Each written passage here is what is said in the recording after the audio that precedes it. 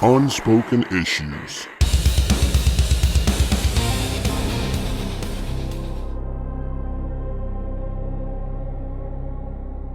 UltraForce number 10.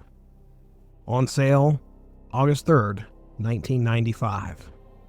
Title of the story, The Iceman Cometh. Plotted by Hank Canals, scripted by Phil Crane, penciled by John Royal and Joyce Chin, inked by Jeff Whiting, Bruce D. Patterson, and Jim Sanders III, lettered by Vicki Williams, and colored by Shannon Blanchard. We open with Prototype locked in a desperate battle in the middle of New York City against a massive 20-foot ice monster rampaging through the streets. He knows he's on his own this time and tells himself this is the chance to prove he's a true hero. Blasting the creature with his weaponry, he taunts it, but the snow beast mocks him in return, claiming his efforts are futile and challenging him to summon the Avengers for real opposition. Meanwhile, a dramatic title page identifies the rest of the UltraForce members, each face shown in turn: Topaz, Prototype, Ghoul, Siren, Contrary, and Black Knight. Prototype systems are pushed to their limits as the fight drags on. His armor overheats, leaving him with only minutes before it completely fails.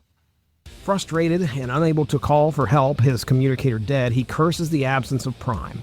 Still, he refuses to back down and tries to bluff the snow creature, vowing to defrost him.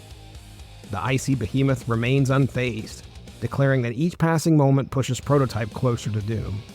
The monster then slams into him with tremendous force, sending Prototype crashing violently through the cityscape, engulfed in an explosion of ice and debris. Far away, aboard Contrary's ship, the rest of the UltraForce are monitoring Prototype's situation. Ghoul struggles with the equipment, admitting he can't get a solid signal and joking about his lack of technical expertise.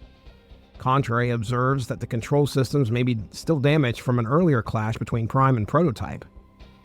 The others, Topaz, Siren, and Black Knight, look on tensely as they realize Prototype is in deep trouble. Black Knight notices something odd. The coordinates of the battle resemble the site of the Avengers headquarters from his own world. Meanwhile, Siren curses the fact that the last stunt in Miami got UltraForce evicted from their last base, leaving them unable to respond as quickly as needed. On Contrary's ship, tensions rise among UltraForce. Topaz criticizes Prototype and Prime's constant bickering, dismissing it as childish. Ghoul fires back, reminding everyone that their eviction from Miami wasn't about ego clashes but fear of Ultras themselves.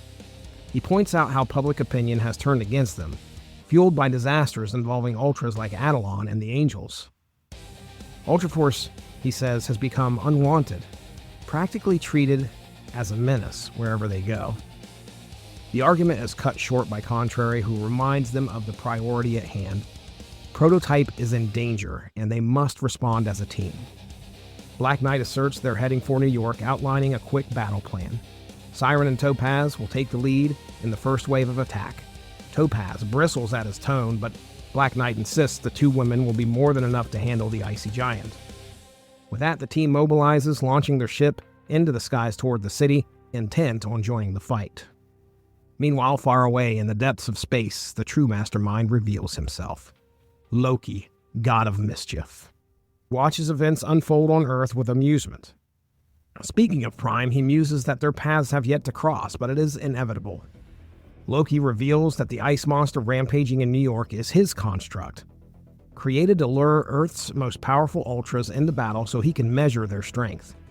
As he admires the reality gem clasped in his hand, Loki revels in his success, calling upon the reality gem to show him visions of his victories. He mocks those who fell into his schemes. Hardcase, crippled by guilt, who lost the time gem. Lord Pumpkin, mocked as a fool, from whom Loki seized the power gem. And Primeval, undone by love, which cost him the mind gem. Each failure of these former holders becomes a triumph Loki gloats over, their weaknesses leaving the gems ripe for his taking. Continuing his recounting, Loki explains how the reality gem warped Nightman into something far darker, and how the vampire rune surrendered the soul gem to Gemini. Gemini, careless in his youth, then discarded it, allowing Loki to claim it with ease. One by one, he has gathered all 6 of the Infinity Gems, and now he declares that soon the entire universe will know the might of Loki, God of Mischief. Back on Earth, in Miami, outside the former UltraForce headquarters, protests rage against the Ultra threat. A representative tries to calm the crowd, insisting UltraForce is no longer present. But nearby, Cersei has been drawn back to the site, compelled by an unknown bond. The fiery power around her frightens the crowd, who mistake her presence as proof of more Ultras hiding. Cersei struggles, torn between her own will and the bond's influence. The strain is too much. Unable to maintain control, she collapses into unconsciousness before the terrified onlookers. Cersei drifts into her memories and recalls her past with Dane the Black Knight. She remembers the moment when she had no choice but to walk through a dimensional rift to escape a curse, while Dane chose to go with her. That choice, she believes, proved the depth of his love for her, as great as hers for him. But within that rift, something happened, breaking her grasp on him, and they were torn apart despite reaching for one another. That separation still haunts her, a reminder of how close they came to staying together, yet how far they were pulled apart. She awakens in a strange dreamscape, disoriented and asking where she is. A mysterious voice answers that she is in a safe place, but insists she must yield to its control.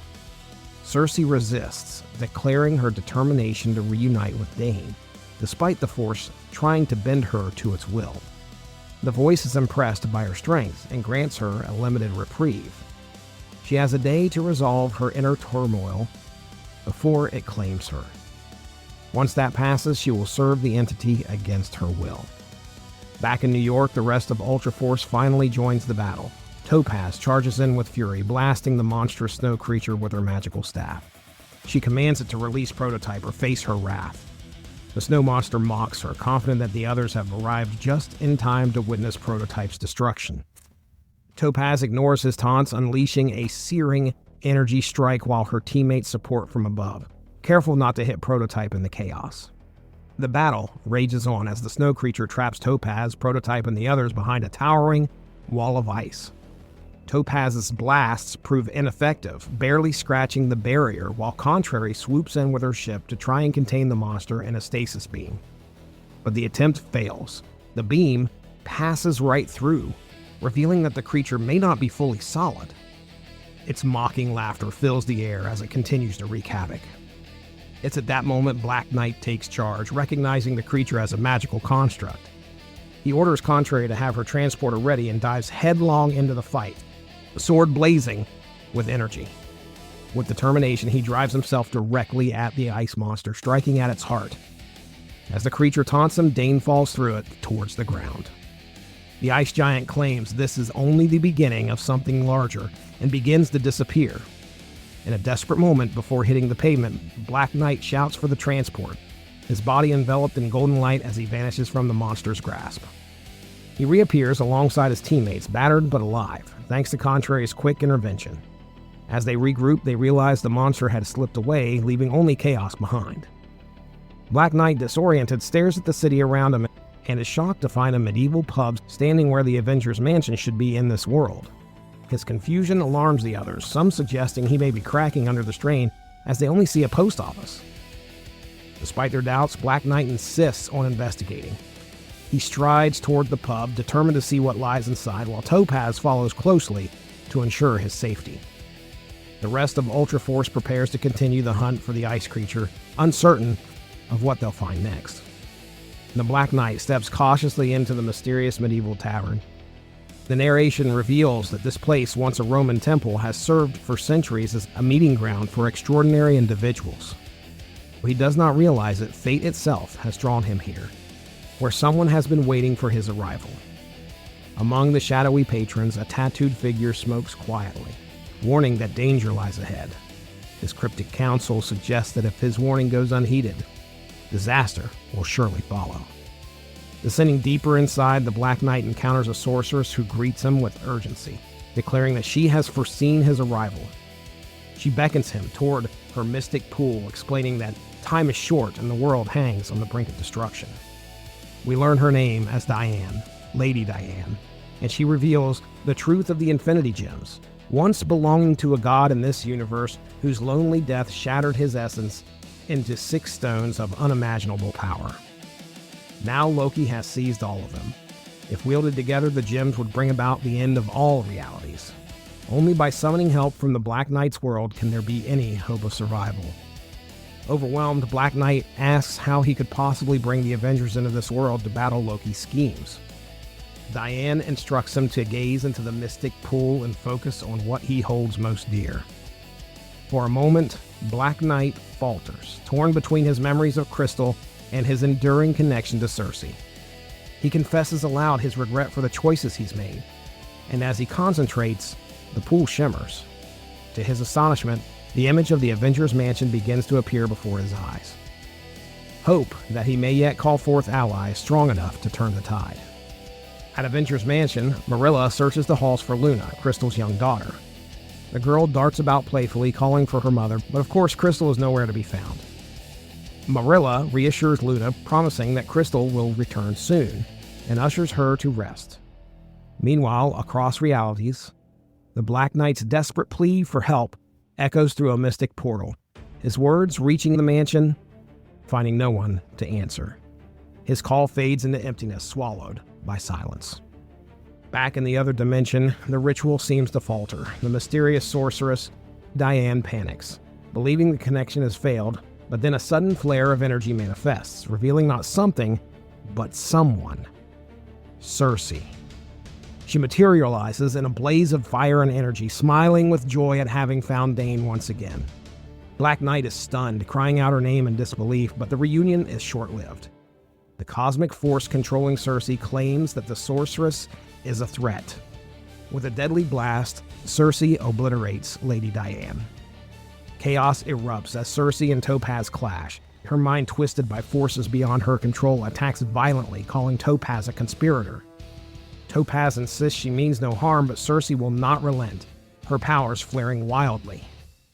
Black Knight intervenes, shouting that Cersei is the reason he was brought here, and trying to hold Topaz back. His attempts only throw the skirmish further into turmoil. Topaz threatens to unleash her full power if he doesn't stand aside. The fragile alliance teeters on the edge of collapse as misunderstanding and mistrust threaten to turn allies against one another in the heat of battle. On Valhalla, Loki revels in triumph. With the Infinity Gems in his grasp, he gloats over the images of UltraForce, their faces twisted in anguish, as they hover before him like prey caught in a web. He declares that with the combined might of the gems, he will annihilate UltraForce and then turn his vengeance upon the Avengers themselves. His laughter echoes through the void, manic and triumphant, as he envisions the destruction of both teams, his plan finally in motion. His revenge inevitable. The God of Mischief has never seemed more dangerous, his power absolute, and the fate of two worlds hanging in the balance.